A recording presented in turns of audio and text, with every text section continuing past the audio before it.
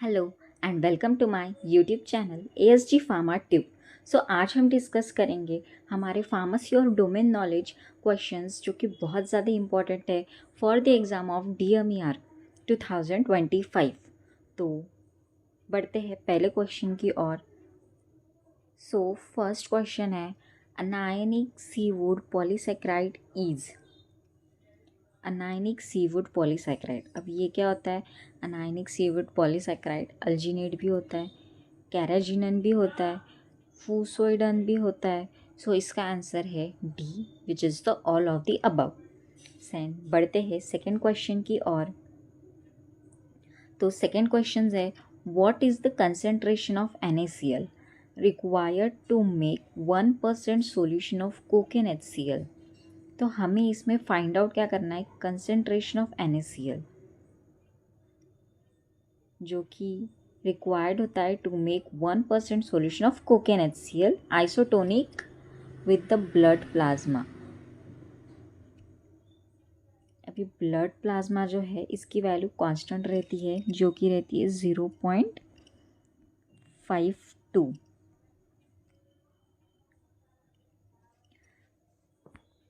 तो अभी हमें दिया हुआ है freezing point of 1% weight by volume solution of NaCl which is 0.576 degree Celsius, और अल्सो दिया है freezing point of 1% weight by volume cocaine HCl जो कि 0.09 डिग्री सेल्सियस दिया है।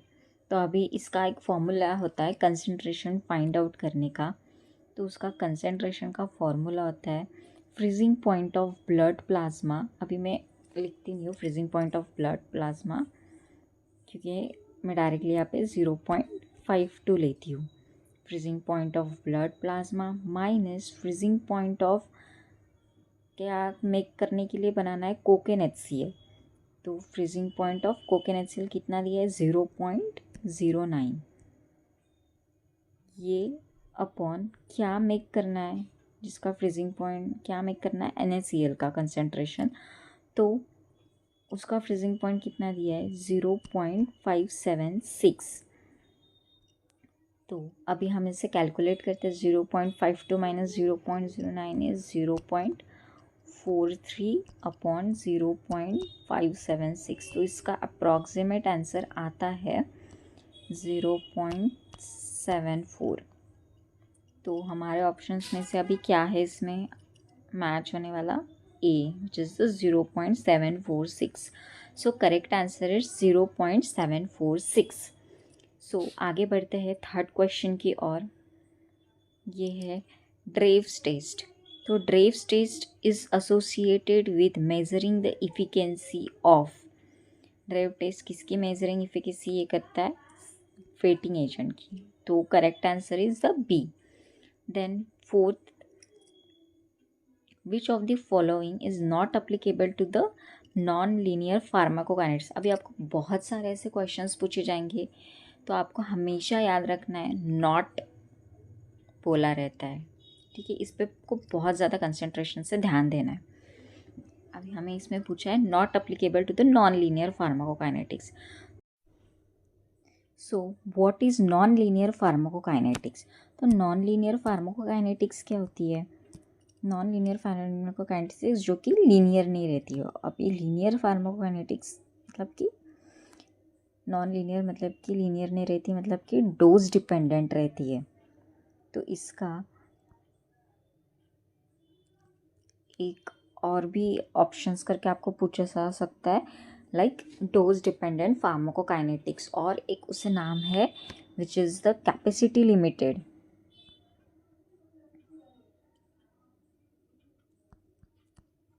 Capacity limited pharmacokinetics, dose dependent और कैपेसिटी लिमिटेड फार्माकोकाइनेटिक्स। तो अभी बढ़ते हैं ऑप्शंस की तरफ। पहला ऑप्शन है elimination and the absorption of the half lifes changes as the doses are increase. तो ये तो राइट है। देन द कंपोजिशन एंड और ratio of the metabolites of the drug may be affected by a change in the dose, ये भी right है। Elimination और absorption of a drug not follow simple first order kinetics, ये भी right है, not follow करते हैं।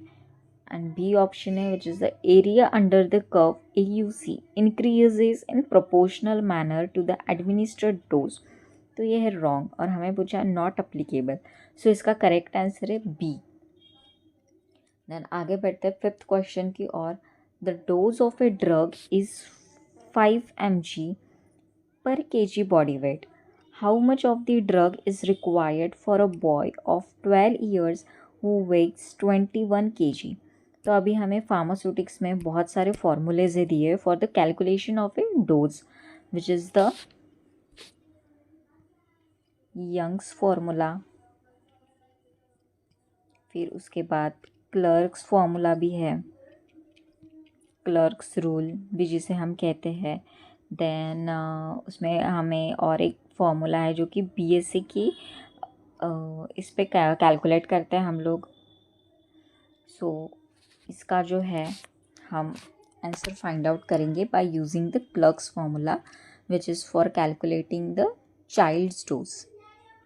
तो क्लर्क्स रूल होता है weight upon average weight of a adult. तो एवरेज वेट होता है अडल्ट का 150 LB, ये भी वेट LB में लेंगे हम, या फिर हम उसे kg में भी ले सकते हैं, क्योंकि अभी हमें kg में दिया है तो हम उसे kg में ही लेंगे। और यहाँ पे फिर 150 नहीं लेंगे, यहाँ पे हम लेंगे 68, क्योंकि LB2 हम लोग kg में कन्वर्ट कर रहे हैं उसे।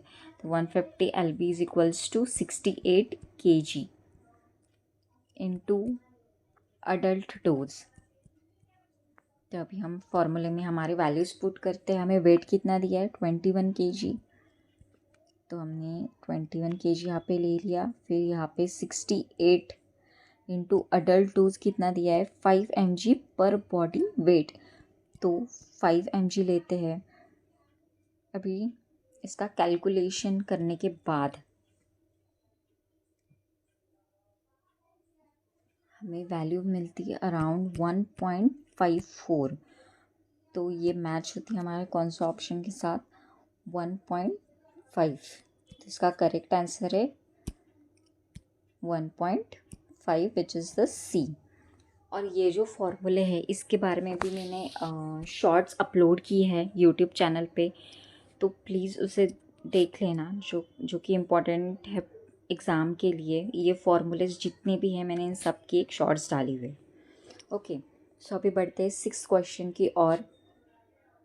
Inhalation aerosols should have particles which are, अभी हमें हमेशा याद रखना है कि इनहेलेशन एरोजोल्स जो होते हैं वो पोरस मटेरियल से बनते हैं, ठीक है, नॉन पोरस से नहीं बनते हैं। तो ये जो दो ऑप्शन है ये तो हमारे पहले ही कट हो गए। तो अभी inhalation aerosol should have particles which are large in physical diameter and small in aerodynamic diameter। वो स्मॉल फिजिकल डायमीटर नहीं होता है और लार्ज एरोडाइनमिक डायमीटर नहीं होता है, तो ये भी हमारा रॉन्ग ऑप्शन है। तो right answer is A. Moving forward to the next question. So in 2015 The formulation spiritum approved by the US FDA is, अभी इस पे भी आपको ये खुद ही एक आंसर भी है, क्वेश्चन भी है, ये भी पूछा जा सकता है। The formulation Spritam approved by the US FDA in which year, इसका आंसर होगा 2015। ऑल्सो ये भी पूछ सकती है in 2015 which formulation is approved by the US FDA, well known formulation, तो इसका आंसर होगा स्पिरिटम। तो क्वेश्चन देखते हैं। In 2015, the formulation spiritum approved by the US FDA is 3D printed fast dissolving tablet, 3D printed transdermal patch, 3D printed delayed release oral dosage form, or 3D printed repeated action oral dosage form. So correct answer is 3D printed fast dissolving tablet. और ये स्पिरिटम जो है ये कौन सी ये थी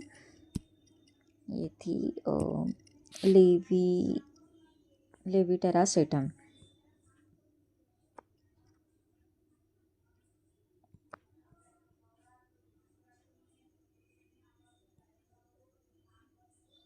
सेटम। और ये जो है फास्ट डिजॉल्विंग टैबलेट, ये किसने बनाई थी? By Aprecia pharmaceuticals.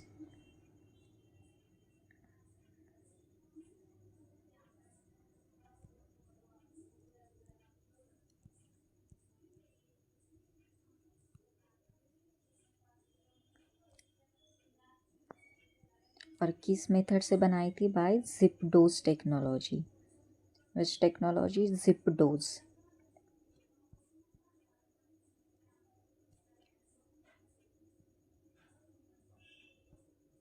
और ये भी मेड की थी विद द पोरस फॉर्मुलेशन।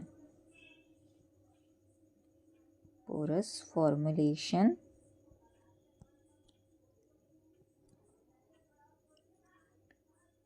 और ये जो इन लोगों ने टैबलेट बनाई थी वो रैपिडली डिसइंटीग्रेटिंग टैबलेट थी। कैसी थी? Rapidly disintegrating tablet.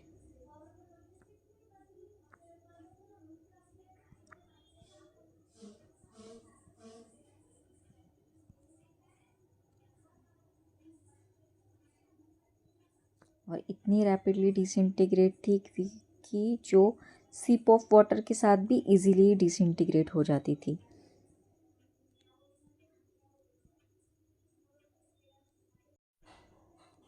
अभी क्वेश्चन पूछा गया है 1000 nanogram is equals to 1000 nanograms, यानी कि 1000 nanograms is equals to centigram तो होता है 0.01 ग्राम, ग्राम होता है 1 ग्राम, किलोग्राम होता है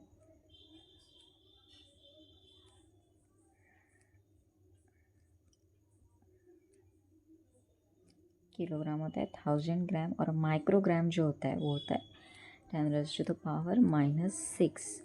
तो 1000 nanogram is equals to 10⁻⁻⁶, that is the microgram. Then how many gram of a drug is required to prepare 500 ml of 1:2500 solution?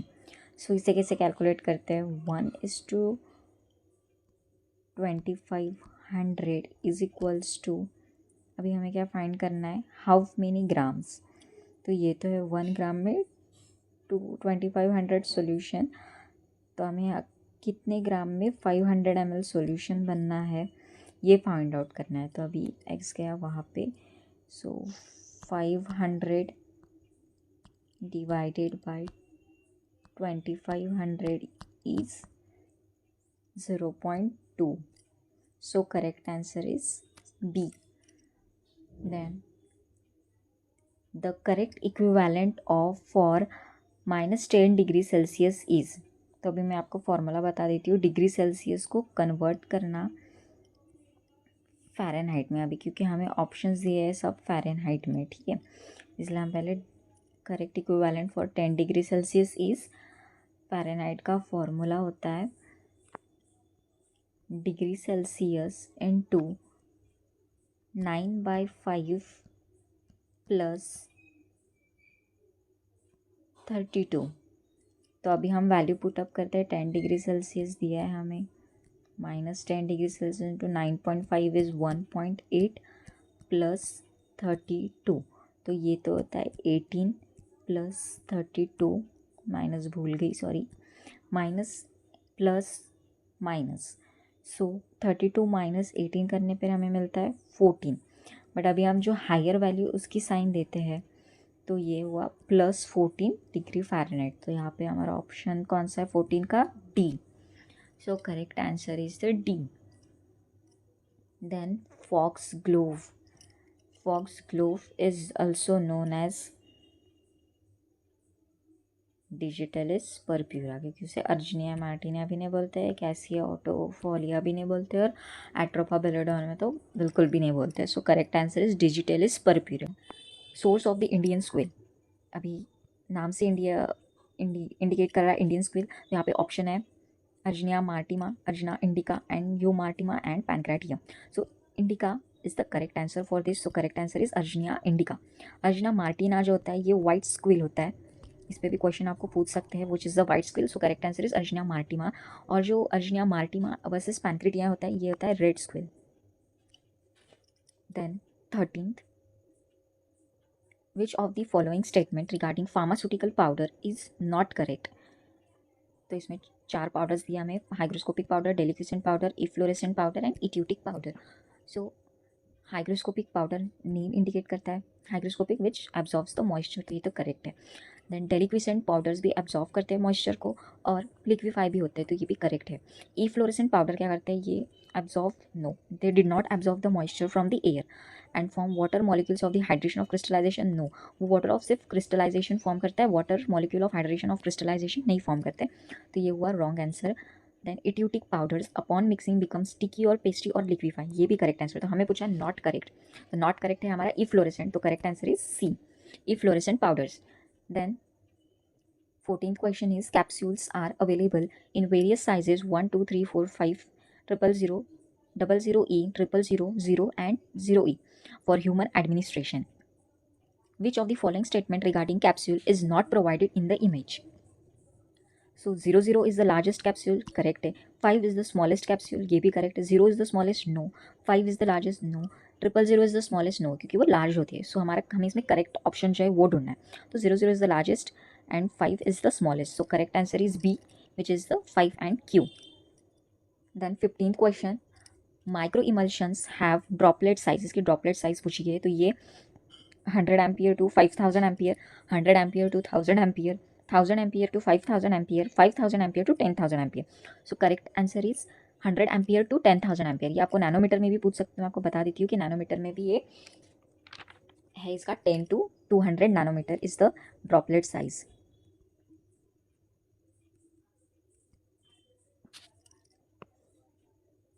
Then 16th question, which of the following is the best technique to sterilize thermolabile, which is the glass sensitive materials होते हैं वो, और moisture sensitive materials. So best technique हम लोगों को बताया क्या होती है, गैस स्टेरिलाइजेशन, क्योंकि फिल्ट्रेशन स्टेरिलाइजेशन तो नहीं हो सकता, ड्राई हीट स्टेरिलाइजेशन से भी उतनी ज़्यादा sterilization as compare to gas sterilization provide नहीं हो सकती है, स्टीम स्टेरिलाइजेशन भी नहीं, क्योंकि इसमें वेपर बनते हैं, तो दैट इज ऑल्सो रॉन्ग. तो correct option is gas sterilization. Then 17, medical devices under the medical devices rule 2017, इस पर भी क्वेश्चन पूछ सकते हैं. मेडिकल डिवाइसेज रूल कब हुआ था, in 2017.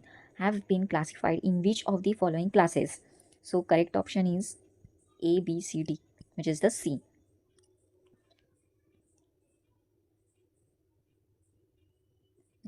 Application or manufacture of cosmetics for sale and distribution is required to be made to the licensing authority in, that is made in form cos 5. So B is the right answer.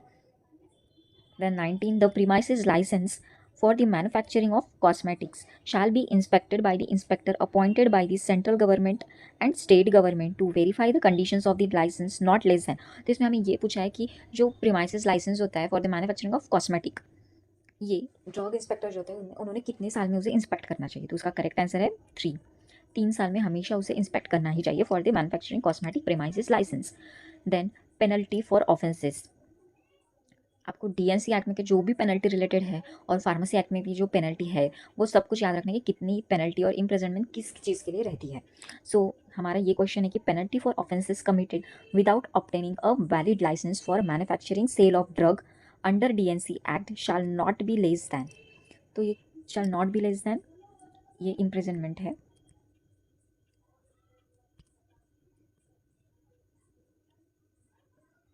Imprisonment shall not be less than 3 years. और उसके लिए जो fine है ये कितना रहेगा, 1 लाख. तो इसका करेक्ट ऑप्शन है 4 and C, which is the D option. Then बढ़ते हैं आगे के क्वेश्चन की तरफ.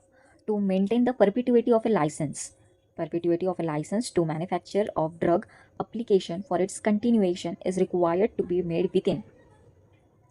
अब ये जो है लाइसेंस की परपिट्यूटी जो है for the manufacturing of the drug and application और उसके कंटिन्यूएशन के लिए, तो ये कितने साल में उसके कंटिन्यूएशन के लिए अप्लाई करना चाहिए हमें, ये 5 साल. So correct option is C. Then the increasing order of absorption from the available dosage form, increasing order of absorption पूछा है. तो इंक्रीजिंग ऑर्डर ऑफ एब्जॉर्प्शन जो है, अभी हम सबको पता है कि सबसे ज़्यादा जो है एब्जॉर्ब कौन होता है, सोल्यूशन होता है, फिर उसके बाद इमल्शन होता है, सस्पेंशन होता है, और फिर बाद में कैप्सूल होता है. ये कैप्सूल जनरली जो इसकी मेडिकामेंट रहती है वो जिलेटिन शेल में रहती है. तो ये सबसे लास्ट जो इसका एब्जॉर्प्शन रहता है जो कि इन द गट और इस एब्डोमिनल कैविटी में रहता है। तो जो करेक्ट ऑर्डर है वो है capsule, suspension, emulsion and the solution, which is the option A. Then first drug used in the clinical trial and got FDA approval is in 1955. तो ये कौन सा ड्रग है जिसे FDA अप्रूवल ने दिया इन 1955 में, जो कि फर्स्ट ड्रग भी है जो कि यूज्ड हुआ इन क्लिनिकल ट्रायल्स। ये कौन सा है? रोवल्फिया सर्पेंटिना। इस पे आपको शफल करके भी क्वेश्चन पूछे जा सकते हैं कि रोवल्फिया कौन सा ड्रग है, तो फर्स्ट ड्रग। देन कौन से चीज़ में होते हैं? फार्माकोविजिलेंस में होता है या सीडीएम में होता है, क्लिनिकल ट्रायल में, तो option is clinical trial. And उसे एफडीए अप्रूवल कौन सी ईयर में मिला? तो वो है 1955। तो रोवल्फिया सर्पेंटिना जो है ये एक एंटी हाइपरटेंसिव ड्रग है जो कि हाइपरटेंशन के लिए यूज़ करते हैं। और इन द पास्ट जो है ये साइकोसिस के लिए भी यूज़ किया जाता था इसे। किसके लिए? साइकोसिस के लिए पास्ट में। और आज उसे यूज़ करते हैं एज ए हाइपरटेंसिव ड्रग। तो ये आपको बहुत अच्छे से याद रखना है। Then iodine value of the oils and fat is a measure of. Oil and fat value जो है ये measure of average molecular weight of a fatty acid. No. Degree of unsaturation present in the fatty acid. Yes. Free fatty acids. No. unsaponifiable matter. No. So correct answer, which is the iodine value of oil and fat is a measure of is degree of unsaturation present in the fatty acids. So correct answer is the B. Then which of the following clotting factor does not require vitamin K during blood coagulation process? So factor 9 जो है ये तो require रहता है, factor 8 भी require रहता है और फैक्टर 10 भी रिक्वायर। कौन सा फैक्टर रिक्वायर नहीं रहता है? Which is the factor 5, which is the prothrombin. So correct answer is B.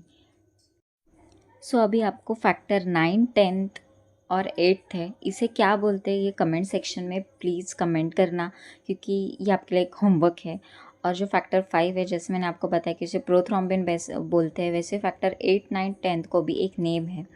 तो वो एज अ होमवर्क आप कमेंट सेक्शन में उसे कमेंट कर देना। Moving forward to the 26th question, which of the following protein is main responsible for binding with the drug in plasma? अभी जो apolipoprotein, transferrin, albumin, immunoglobin G है, इनमें से सिर्फ अल्ब्यूमिन ऐसा एक प्रोटीन है जो कि बहुत ज़्यादा परसेंटेज में हमारे ब्लड प्लाज्मा में प्रेजेंट रहता है। तो जब भी आपको क्वेश्चन कभी भी आएगा और उसमें अल्ब्यूमिन होगा और क्वेश्चन पूछा जाएगा कि बाइंडिंग मोस्ट कौन सा जो प्रोटीन है जो बहुत ज़्यादा बाइंड करता है प्लाज्मा के साथ, उसका हमेशा आंसर अल्ब्यूमिन ही रहेगा, क्योंकि अल्ब्यूमिन ये हमारे बॉडी में बहुत ज़्यादा हाई परसेंटेज में प्रेजेंट रहता है। Then 27 question, the document retention period as required by the FDA following the date of marketing application approval or after the investigation is discontinued and the FDA notified is 2 years, which is the option B. Then which of the following application form in applicable in case of manufacturer or sale of Ayurvedic, Siddha and Unani drug? तो इसका answer 25E no, 24D no, 26D no, 25D is the correct answer. So option D is the correct answer, which is the form 25D, which is used for manufacturing and sales of the Ayurvedic, Siddha and the Unani drug. Then in good quality bleaching powder TCL, the proportion of chlorine should be this much. So TCL क्या होता है? टेरेप्थाइल chloride.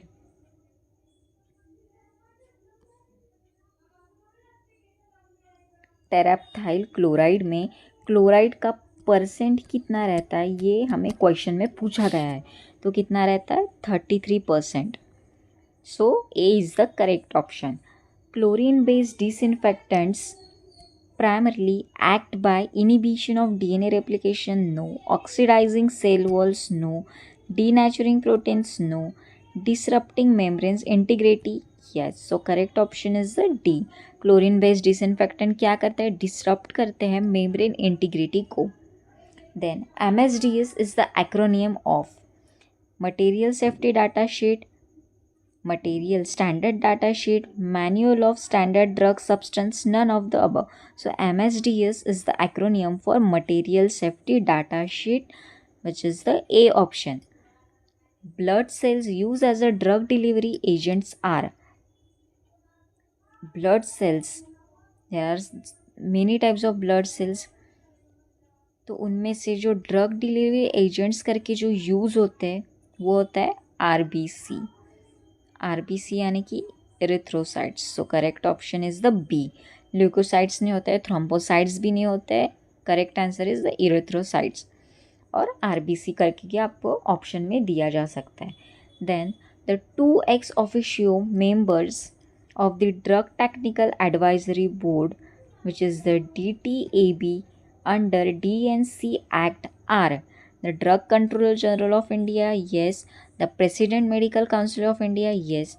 Secretary Pharmacy Council of India, no. Director of NIPER, no. So correct option is P and Q. 2 ex officio members are Drug Controller General of India and the President Medical Council of India. Then the most abundant protein in the blood plasma. अभी हमने discuss किया था question में most abundant protein क्या है, albumin. Then raw waste can be decomposed by. Raw waste जो होता है वो एरोबिक बैक्टीरिया भी डिकम्पोज करते हैं, एनारोबिक भी करता है और फैकल्टेटिव बैक्टीरिया भी करता है. सो इसका correct option is all of the above. Then objective of the hospital pharmacy is. Objective of the hospital pharmacy to educate the patient, nurse, interns and pharmacy trainers on various aspects of the drug. Yes, correct. To participate in the research work. Yes. So इसका correct option हुआ both A and B, which is the C.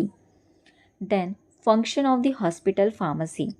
Hospital pharmacy का function क्या है? To estimate the requirement of facilities, supplies and equipment. Yes. To coordinate financial plan operation of for all the hospital. Yes.